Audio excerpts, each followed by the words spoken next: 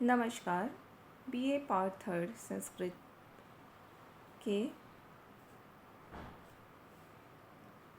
श्रीमद् भगवत गीता के द्वितीय अध्याय में 19वें श्लोक में श्री कृष्ण अर्जुन के सम्मुख आत्मा के स्वरूप का विस्तार से वर्णन कर रहे हैं।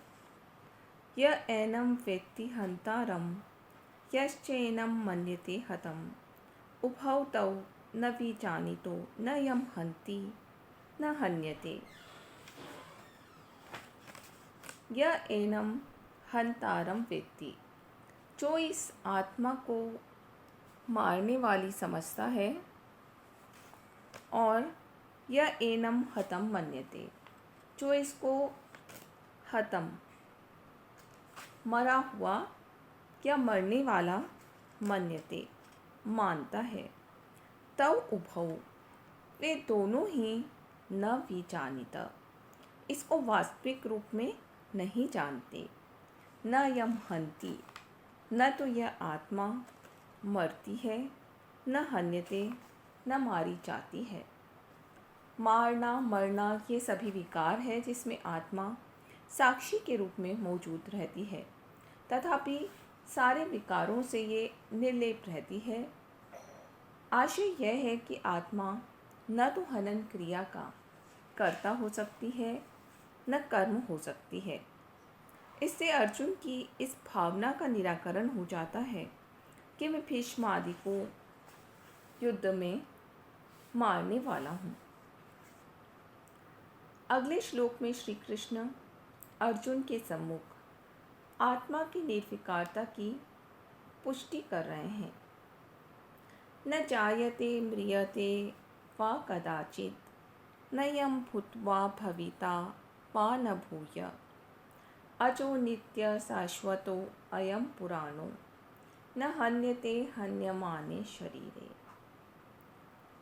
न यं कदाचित् जायते, वास्तव में यह आत्मा किसी काल में न तो उत्पन्न होता है, न म्रियते, न मरता है, वा न भूत्वा भूय न भविता, न तो भूत्वा होकर के भूय फिर से न भविता अभाव होने वाला है, किंतु यह तो अयम अज, यह तो अजन्मा है, नित्य नित्य स्वरूप है,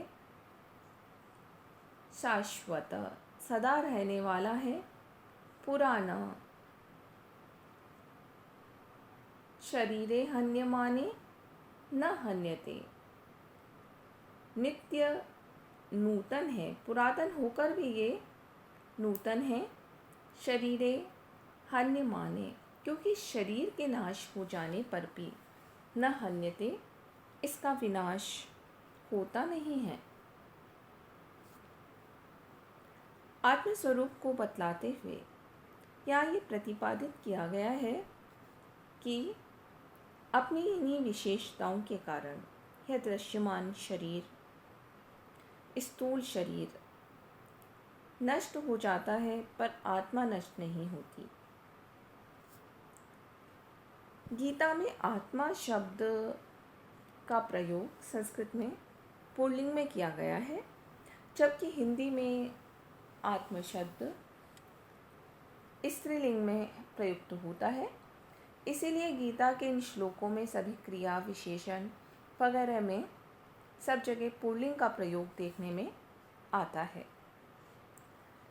अगले पद्य में बता रहे हैं कि मारना और मरवाना, ये जो भी व्यवहार हैं वो अपने आत्मस्वरूप के अज्ञान के कारण हैं। यहाँ पर पूर्वोक्त श्लोक में आत्मा के विषय में कहे गए न हन्ति का उत्पादन करते हुए अपने विषय का उपसंहार कर रहे हैं।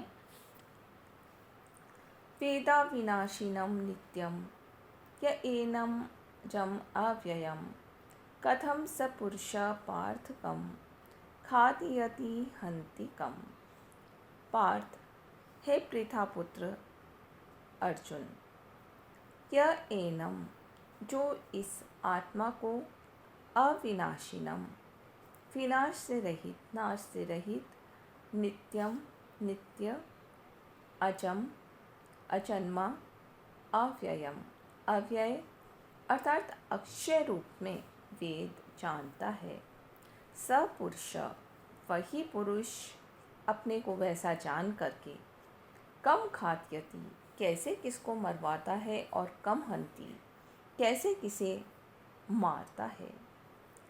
यहाँ आत्मज्ञानी पुरुष के दृष्टिकोण को बतला रहे हैं।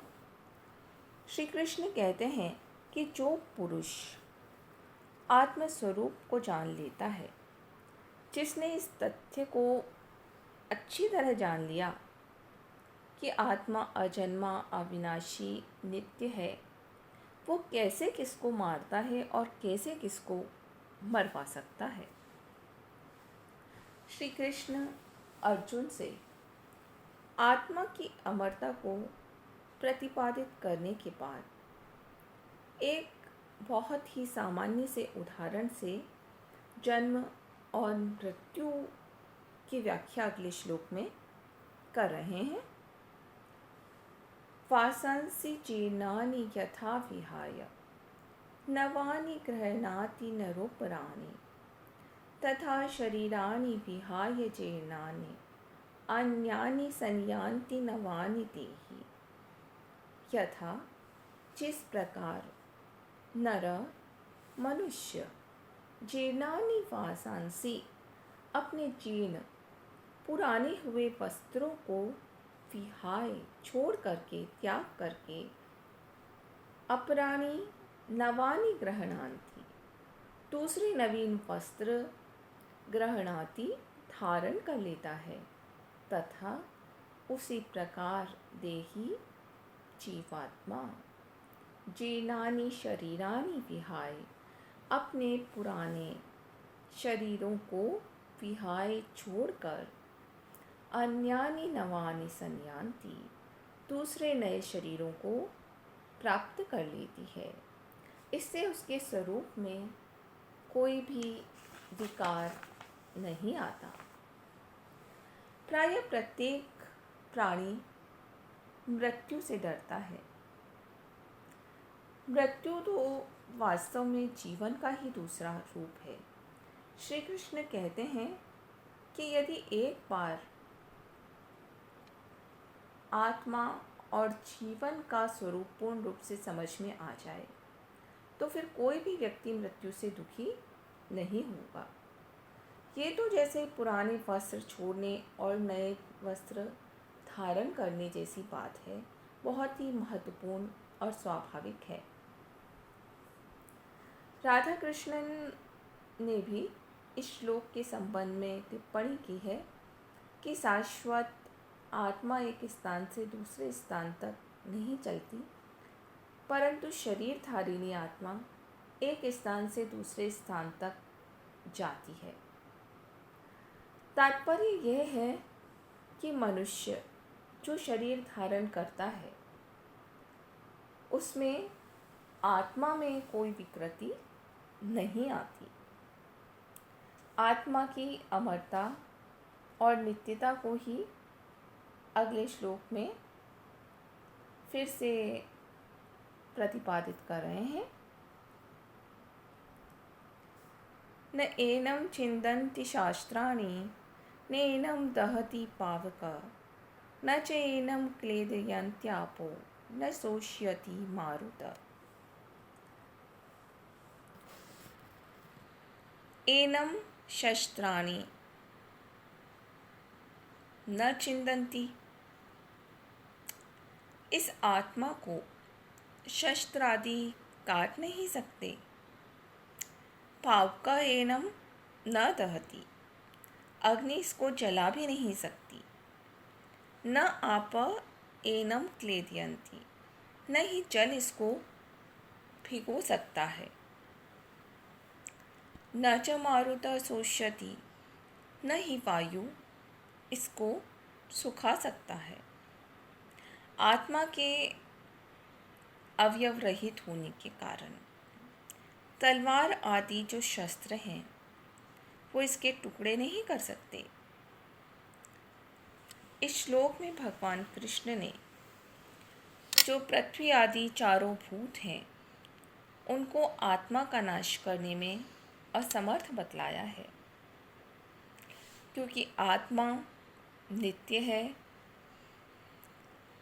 अभिप्राय यह है कि शस्त्रों के द्वारा काटने पर भी आत्मा कटता नहीं। अग्न्यास्त्र आदि शरीर को जलाने की सामर्थ्य रखते हैं, आत्मा को नहीं।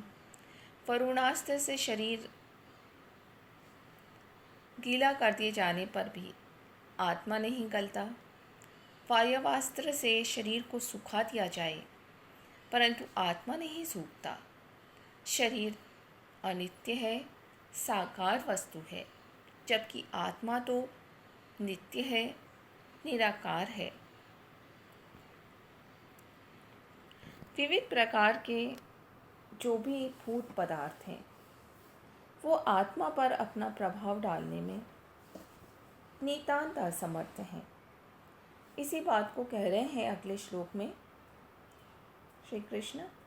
अच्छेद्यो अयम अदाह्यो अयम अक्लेद्यो अशोष्य एव च नित्य सर्वगत स्थाणुर चिलो अयम सनातनः। अयम अच्छेद्य, ये आत्मा न तो काटने योग्य है, अदाह्य न जलाने योग्य है, अक्लेद्य न गलाने योग्य है, अयम अशोष्य न ही यह सुखाने योग्य है, एवं यह तो अयम नित्य, यह कैसा है? नित्य है, सर्वगत सर्वव्यापी है, स्थाणु स्थिर रहने वाला है, अचल अचल और सनातना सदैव विद्यमान रहने वाला है। फिर इस पर कोई भी वस्तु कैसे प्रभाव डाल सकती है? शस्त्र, अग्नि, जल, वायु, किसी का भी इस पर कोई प्रभाव नहीं पड़ता।